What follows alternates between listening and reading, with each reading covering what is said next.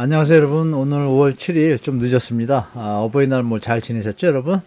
잘하고 오늘 시장 현황 팩트 좀 짧게 말씀드리고 좀 상세한 내용 제가 더 조사해서 조만간 주중에 한번 또 올리도록 하겠습니다. 일단 들어가 볼게요 여러분. 보시는 바와 같이 일단 하는이 이제 5월 25일 날 금통일 열어서 금리 결정을 합니다. 0.25를 올릴지 안 올릴지 모르겠지만 여러분들이 아시는 것처럼 환율 변동성이 심하고 이 현재 가계부채가 심해서 대한민국의 금리를 올리기가 좀 여의치 않다 보니까 정부도 좀 곤혹스러운데 물가가 잘 잡히면 좋은데 그것도 지금 아시겠지만 에너지하고 우리가 가스 요금 이런 것들을 좀 강제로 잡고 있다 보니까 버티고는 있지만 석유가 유가가 또 올랐잖아요. 오페크 감산 저번에 말씀드린 것처럼 그러면서 이게 좀 이어질 것 같아요. 그래서 미국 CPI가 목요일 날 발표해요. 목요일 날 발표하는데 수요일이죠. 수요일하고 목요일 사이에 발표하는데 CPI가 뭐 발표돼도 큰 적용은 없을 것 같습니다. 일단 제가 볼 때 금리를 0.2 올렸기 때문에 다음 달 CPI가 좀 결정이 나겠죠. 금리 올린 것 때문에 그걸 이제 지켜보는 게 좋을 것 같고요. 가계기업 연출이 증가가 좀 이어지고 있습니다. 그래서 보도가 저번 주에 제가 기사한가 저저번 주에 2월 말 기준으로 연체율이 많이 올랐다고 했잖아요. 지금 3월 말 기준 데이터가 안 뜨고 있어요. 안 뜨고 있어서 금감원에서 원래 보통 올리는데 하는 제가 좀 체크해 봐가지고 다시 한번 정량을 올리도록 하겠습니다. 연체율이 늘어나고 있는 게 좀 보입니다. 제가 볼 때. 그리고 매물 증가는 여전히 말씀드린 대로 계속 증가되고 있어요. 그래서 결정적으로 또 서울 빌라 있잖아요. 빌라 경매 낙찰가가 지지 옥션이라는 데서 이제 경매 데이터를 좀 취합해서 공개를 하고 기사화 시키는데 거기에서 제가 알기로는 역대 최저치를 기록하고 있습니다. 8.7%. 10개 중에 하나도 낙찰이 되지 않는 거예요. 9개는 유찰이 되고 전세 사기 문제가 좀 급증하는 이유도 있습니다, 여러분. 그래서 그 부분이 시장에는 조금 하방 요인으로 작용하겠죠, 여러분. 5월 부동산 시장 거래량을 우리가 진짜 주목해야 하는데 원래 4월 정도에 좀 색깔이 나올 줄 알았는데요. 4월이 일단 언론의 대대적인 융단 폭격 또 그리고 일반 인터넷 언론뿐이 아니라 지상파 방송들도 분위기가 도대체 어떤 영향 때문에 그런지 부동산이 뭐 온기가 돈다 이런 얘기들을 자꾸 합니다. 사실 예전에 거래량에 비하면 여전히 반토막 수준이고 온기가 도는 수준이 아니라 뭐 억지로 떠받치는 수준인데 여기에 또 제2의 영끌들이 좀 나타나는 것 같아서 좀 아쉽긴 하지만 오래 가지 못할 것 같아요. 그래서 5월 한 달 더 지켜봐야겠습니다. 제가 원래 전망을 갖다 4월 정도에 나타날 거라고 봤는데 나타났다가 다시 또 버티고 있습니다. 그래서 추이를 좀 더 지켜봐야 될 것 같고요. 그러나 중요한 것은 매물은 계속 증가한다는 걸 우리가 파악하겠죠. 그리고 미국 상업용 부동산요. 이 큰 뭐 몇천억짜리 빌딩 갖고 있는 회사들이 부도가 났습니다. 파산이. 요 뉴스도 제가 주중에 한번 올리겠습니다. 다시. 말씀드린 대로 연체율이 증가되고 있잖아요. 3월 말 기준이 이제 저축은행 건 나왔어요. 저축은행 나와서 보시는 바와 같이 5.10까지 갔어요. 많이 올라갔죠? 많이 올라가서 이 고정 이하 여신 비율이라는 게 이제 부실채권을 의미해요. 여러분 부실채권이라면 어떻게 되냐면 이 상태에서 경매 수순을 받게 됩니다. 그래서 경매위에 빌라 같은 경우에 경매위에로 들어가고 뭐 법원에서 전세 사기 때문에 여러 가지 뭐 홀딩하고 있지만 그럼에도 불구하고 이제 경매 물건은 늘어나고 있어요. 말씀 올린 것처럼 그 코픽스 금리가 1월부터 적용됐으니까 아마 4, 5, 6, 7, 8 되면서 점점 늘어날 거예요. 그것도 여러분들이 예측해 보시고 연체율이 늘어난다는 건 좋은 현상은 아닙니다, 여러분. 그리고 카드론 있지 않습니까? 그것도 지금 상태가 안 좋은 것 같아요. 제가 볼 때 좀 시간 내가지고 다시 한번 제가 정리 드리고 그 다음에 이제 다음 볼까요? 전세 시장 성향을 말씀드리면 이 매매 매물은 여전히 증가하고 있고요. 전세하고 월세는 좀 소진이 됐습니다. 소진이 돼서 총 매매 매물은 약간 감소하는 추세를 보이고 있어요. 그래서 중요한 점은 뭐냐면 매매 매물이 계속 이어지고 있다. 이게 이제 제일 중요한 핵심이죠, 여러분. 보시는 바같이 계속 이어지고 있습니다. 4월 15일 이후로 그거를 이제 다음 장에서 이제 보여드릴 텐데 같이 볼까요? 자, 이게 강남 3구입니다. 보시는 바같이 두 개 구는 제가 강남하고 서초는 막대로 해놨고 오랜만에 좀 계속 보면 좀 지겨우실 것 같아서 제가 좀 모양을 편하게 보기에 바꿨습니다. 왼쪽 거 보시면 되겠죠. 이게 이제 1월 1일 기준으로요. 보시는 바와 같이 매물이 어때요, 여러분? 강남, 서초, 송파, 강동구 보통 몇 프로입니까? 2,500, 3,400개면은 10에서 500개니까 이게 한 20% 늘었고 250개 20%면 500개니까 그죠? 어우, 1000개 맞죠? 1000개면 30% 늘었죠. 여기 뭐 4,000에서 5,700이면 이건 뭐 25%에다가 30% 가까이 늘었고 다 30% 가까이 늘었습니다. 매물이 어마어마하게 늘었죠, 여러분. 그렇죠? 이렇게 여러 번 부침을 했지만 결론은 뭐예요? 다 지금 30% 가까이 늘었어요. 그렇죠, 여러분? 40% 가까이도 되고 매매 매물이 이렇게 급증한다라는 게 여러분 시장을 뭘 보여주는지는 뭐 여기 제가 썼잖아요. 시장에 대한 미래 상승에 대해서 심리가 많이 위축된 거예요. 그 와중에 호가가 올라가고 방송이나 언론에서 자꾸 펌핑을 하니까 이게 가격을 심차게 못 차가 올라가고 조금씩 올라가는 건 있죠. 근데 이게 이제 과연 언제 꺾일지 저는 이제 추가 조정이 일어날 거라고 예측하고 있는데 그 시점이 좀 늦어질 뿐입니다, 여러분. 그렇게 저는 보고 있고. 자, 이건 그냥 넘어가겠습니다. 자, 마용성입니다. 마용성은 용산 보조축인데 똑같이 이쪽만 보시면 돼요. 보시면 1000개에서 1388개 거의 40%죠. 1980개에서 2400개 2000 20% 늘었고 여기도 2000에서 20% 늘었고 마용성도 다 20에서 30% 이거 40% 늘었잖아요. 용산은 매물이 1000개에서 1400개면 그죠? 35% 이상 늘었어요. 용산이. 그러니까 여러분들 시장 이왕 사실 거면요 핵심 하나 있습니다. 뭐냐 5군데 이상에서 7군데 이상을 꼭 공인중개사를 찾아가셔라. 그러면 분명히 착한 공인중개사분들을 만날 거고 그러면 정상적인 매매랑 계약할 수 있는 기회가 있어요. 그러니까 뭐 하루 가가지고 두세 군데 들려서 그 공인중개사분이 호가 높인 거 그거에 매달리지 마시고 발품 파십시오. 그죠? 팔면 분명히 그거보다 하락한 거래 살 수 있습니다. 가지고 있는 분들이 왜 팔려고 그러겠어요? 여러 가지 문제가 있겠죠. 미래에 대한 뭐 상승에 대한 기대감이 없거나 현재 이걸 안 팔면 안 되는 상황이거나 또 역전세난이 이제 8월달 되면 또 나와요. 6, 7월 되면 원베일리가 아마 8월이나 9월에 입주할 텐데 3개월 빼면 6월 7월이잖아요. 6월 7월에 슬슬 또 역전세 분위기 나옵니다. 강남에도. 그러면 이제 다시 호가가 내려갈 가능성이 좀 있다. 전화가 추가 조정이 있은 다음에야 바닥이라고 저는 생각하기 때문에 그때가 뭐 매입을 할 어떤 생각을 좀 해볼 필요가 있다 보네. 현재에도 지금 많이 떨어졌으니까 많이 떨어진 지역들은 접근하셔도 크게 문제는 없을 것 같습니다. 다만 본인의 소득이 무리하면 안 됩니다. 30% 이상 뭐 주택 대출 원리금으로 상환하는 데 들어가면 40%는 부담됩니다, 여러분.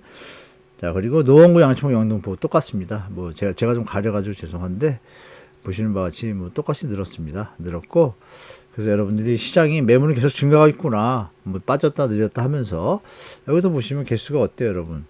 3,700개, 4,400개, 2,400개, 2,900, 240개가 10%니까 500개 늘었으면 20% 늘었잖아요. 2,200개, 요건 한 20, 요것도 한 20% 늘었고, 그죠? 500개니까 다 20% 이상씩 물건이 늘었어요. 그러면 이 물건이 소화되고 나도 물건이 이렇게 있는 거예요. 계속 나오는 거죠, 여러분. 자, 경기도 아파트 매매 물건 추이입니다. 여기 이제 1월달 이제 규제 하나 대책 나오고 잠시 특례보금자리론 때 물건들이 10만 개로 줄었다가 한 5천 개가 갑자기 빠졌다가 분위기 타고 다시 이제 제자리 가는 거죠. 지금 결론은 뭐예요? 원위치 됐어요. 12만 개, 11만에서 왔다 갔다 합니다. 빠졌다 올렸다, 빠졌다 올렸다. 이걸 우리가 해석할 수 있는 거 뭐예요? 이거 여기서 도대체 왜 빠졌는지 한번 보세요. 뭔가 좀 밀어서 생각하시기 바랍니다. 해석은 다음에 해드릴게요. 자, 요새 뭐 신고가 기사라든지 기레기 기사라고 얘기하는데 이코노미스트에서 이런 얘기가 나왔어요. 연착륙 똑같은 말인데도 아파트값 4주 연속 낙폭도나 연착륙 봄날 이어질까? 이게 펌핑하는 기사잖아요. 그 기사 내용을 봐도 그래요. 쭉쭉쭉.